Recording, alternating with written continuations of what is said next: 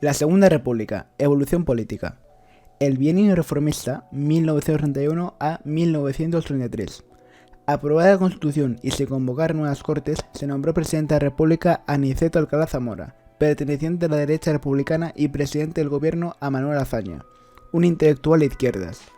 El nuevo gabinete, formado por republicanos de izquierda y socialistas, emprendió una ambiciosa política de reformas en diversos ámbitos. La cuestión territorial se abordó con la redacción de estatutos de autonomía. En 1932 se aprobó el Estatuto de Cataluña. El gobierno autónomo se confiaba en la Generalitat. El del País Vasco no entraría en vigor hasta 1936, comenzada la guerra. Y el proyecto de autonomía para Galicia se paralizó por estar en tramitación.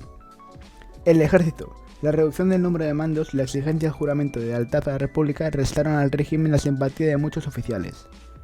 La religión. El gobierno quiso reducir la influencia de la Iglesia Católica en la sociedad. Se expulsó a la Compañía de Jesús y se prohibió a las órdenes religiosas ejercer la enseñanza. La agricultura. La reforma agraria era la pieza fundamental de la política de izquierdas, que pretendía paliar la penosa situación de los trabajadores de campo. Pero su tramitación en las Cortes se vio obstaculizada por el grupo ario, que representaba a los propietarios. Estas reformas enemistaron al gobierno con grupos sociales muy poderosos, el ejército, la iglesia y los terratenientes. En el verano de 1932, el general Sanjurjo fracasó en intentar dar un golpe de estado. El bienio radical cedista, 1933 a 1936. En noviembre de 1933 se celebraron nuevas elecciones. A diferencia de lo ocurrido en 1931, ahora la derecha se presentaba unida, mientras que la izquierda estaba más dividida que nunca. El sistema electoral que favorecía las grandes coaliciones permitió una amplia mayoría de escaños a la Confederación Española de Derechas Autónomas y al Partido Republicano Radical de centro-derecha. Alcalá Zamora encargó la formación del gobierno radical a Alejandro Lerroux, quien en poco tiempo, con el apoyo de la CEDA, logró frenar o revertir las reformas del bienio anterior. En octubre de 1934, la CEDA, que a pesar de su victoria se había mantenido en segundo plano, decidió entrar en el gobierno. Algunos líderes del PSOE, como Francisco Largo Caballero, que temían la creciente radicalización de la CEDA y su cercanía a los regímenes fascistas, convocaron una huelga general. Los sucesos adquirieron tal dimensión que hoy se conocen como la Revolución de 1934. La dura represión de la Revolución de 1934 supuso un enorme desgaste para el gobierno. Una serie de escándalos de corrupción salpicaron a las más altas personalidades del Partido Radical y forzaron la dimisión del jefe del gabinete, Lerroux. Ante la inestabilidad política tras fracasar en la formación de un gobierno de corte centrista, Alcalá Zamora convocó elecciones para febrero de 1936. El triunfo del Frente Popular. La izquierda, siguiendo la práctica aplicada en otros países para frenar el ascenso del fascismo, promovió la formación de una gran coalición de partidos de centroizquierda y el Frente Popular. Las elecciones se desarrollaron en un clima de extrema polarización política. En los comicios, la izquierda obtuvo una mayoría absoluta de escaños, de casi el 60%. Sin embargo, en número de votos, el resultado apuntaba a la división del electorado en dos grandes bloques, casi iguales, pero más enfrentados que nunca. Derecha, 45,6%, e izquierda, 47,1%. El gran perdedor fue el centro, que prácticamente desapareció, con un 5,3%. Azaña sustituyó a Alcalá Zamora como presidente de la República, lo que supuso un deslizamiento de la jefatura del Estado hacia la izquierda. La reanudación de la reforma agraria y sobre todo las ocupaciones de fincas por jornaleros hicieron temer a los grupos privilegiados que estaban perdiendo el poder económico. La derecha rompió definitivamente con la República, apostándole todo a carta de un golpe de Estado militar. La Guerra Civil Española, sublevación militar y comienzo de la guerra. Tras la victoria del Frente Popular, aumentó entre las derechas la influencia de grupos radicales, como el Bloque Nacional, liderado por José Calvo Sotelo, o la Falange, partido fascista fundado por José Antonio Primo de Rivera. A pesar de la pobreza de sus resultados electorales, el que durante 40 años habría de ser partido único, había alcanzado un techo electoral de unos 8.000 votos. El ambiente era muy tenso en las Cortes, pero lo más inquietante era la violencia callejera, entre grupos políticamente opuestos que en ocasiones terminaban en derramamiento de sangre, originado así un ciclo continuo de represalias. En julio, el teniente Castillo, miembro de la Guardia de Asalto, fue víctima de un atentado falangista. Como respuesta, varios de sus compañeros secuestraron y asesinaron al diputado Calvo Sotelo. Este suceso fue el detonante de una sublevación que llevaba tiempo programándose. En la tarde del 17 de julio de 1906 se produjo la rebelión del ejército del norte de África. Al día siguiente se unieron otras guarniciones peninsulares. Los golpistas contaban a su favor con la mayor parte de los generales, que al sublevarse arrestaron por obediencia a unidades comerciales. También tenía la ventaja de dominar las principales zonas de producción cerealista. El gobierno republicano controló la zona industrial del norte y a las dos principales ciudades del país, Madrid y Barcelona. El fracaso del golpe de Estado, que no consiguió derribar al gobierno, desembocó en una guerra civil. La guerra civil en el contexto internacional. Esta guerra no puede entenderse aislada del contexto internacional. El conflicto coincidió con el auge de los fascismos y la política de apaciguamiento de democracias, que a costa de evitar otra guerra mundial permitieron a Hitler incumplir los tratados internacionales. Esta política tuvo una gran importancia en el conflicto español, pues coincidió con la ayuda que cada uno de los bandos contendientes. Los sublevados tuvieron el apoyo de Alemania e Italia, aunque la Sociedad de las Naciones había acordado intervenir en la guerra civil. La ayuda italo-alemana resultó decisiva para el triunfo de la sublevación gracias al envío de material de guerra y tropas. El gobierno republicano fue gran perjudicado por la no intervención al no tener dinero para poder comprar armas y combustibles suficientes. La Unión Soviética sí envió asesores y sirvió como intermediario en la compra de armamento. De gran valor moral fue la ayuda de brigadas internacionales, formadas por voluntarios de todo el mundo, incluidos alemanes e italianos antifascistas. El desarrollo militar de la contienda.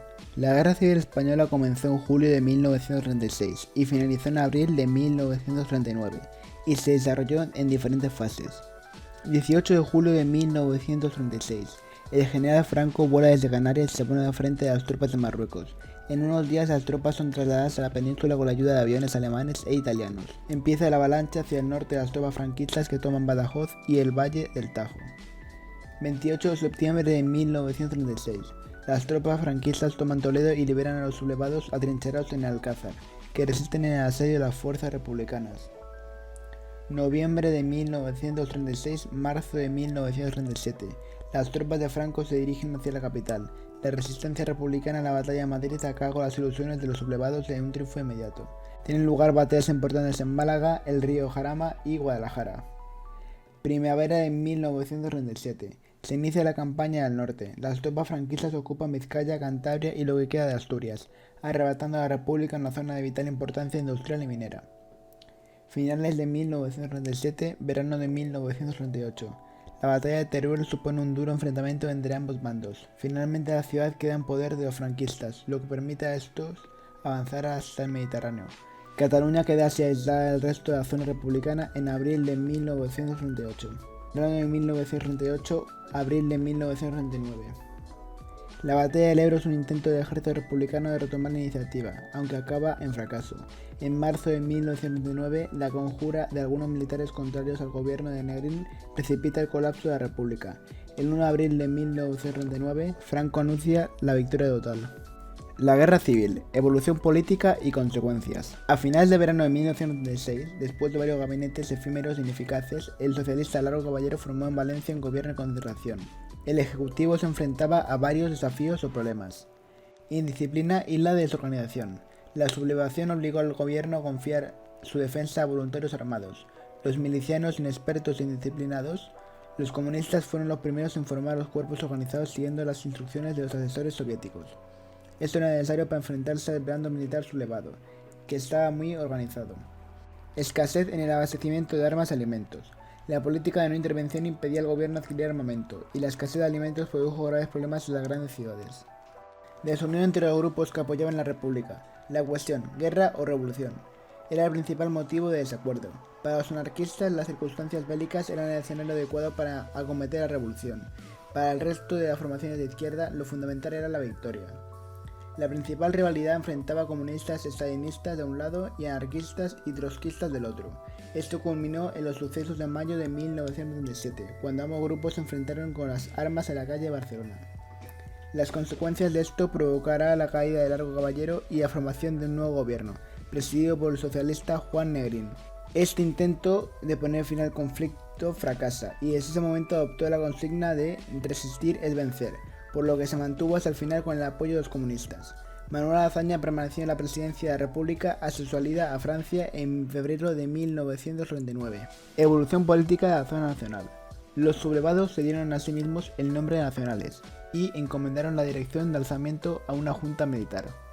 Estaba previsto que asumiera el poder el general Sanjurjo, pero murió en un accidente de avión cuando estaba regresando a Portugal. En octubre, la junta decidió depositar todo el poder al general Franco, a quien a partir de ese momento firmará sus decretos como el jefe del Estado y generalísimo. A favor de Franco habían ocurrido varios factores, como el apoyo de los monárquicos y sus buenas relaciones con Hitler y Mussolini. En abril de 1937, todas las fuerzas que apoyaban la sublevación se unificaron en un partido único Falange Española Tradicionalista, y de las Juntas de Ofensiva Nacional Sindicalista, aunque con la oposición de una parte de los falangistas, duramente reprimidos en abril de 1967. En 1968 se formó en Burgos el primer gobierno presidido por Franco. Consecuencias de la Guerra Civil. Todo conflicto armado tiene una importante repercusión sobre la población. Estas fueron algunas de las consecuencias de la Guerra Civil.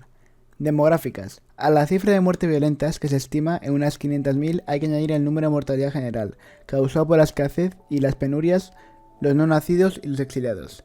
En conjunto, las pérdidas demográficas llegaron a 1 millón de personas. Económicas. Fueron muy graves, en especial la pérdida de cosechas, la paralización de la actividad industrial, el colapso del comercio, la pérdida de reservas y el endeudamiento, por la compra de armamento en ambos bandos.